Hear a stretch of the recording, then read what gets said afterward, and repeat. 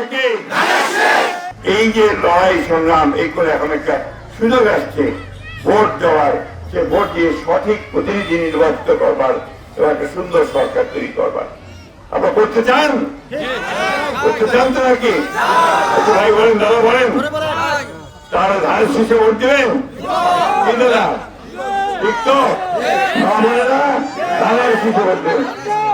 আমরা ছাড়া কেউ দেশটাকে আগে নিতে পারবে না ভাই, অতীত অভিজ্ঞতা থেকে বলতেছি, আর কেউ নাই এখন। ইনশাআল্লাহ আপনারা সবাই আমাদেরকে ভোট দিয়ে সরকার গঠন করার সুযোগ করে দেবেন, আমরা আমাদের উন্নয়নের কাজগুলো করতে সক্ষম হবো। সব শেষে আবারও ওই কথা বলতে চাই, মার্কাটা কি বলেন তো? হবে মার্কা কি?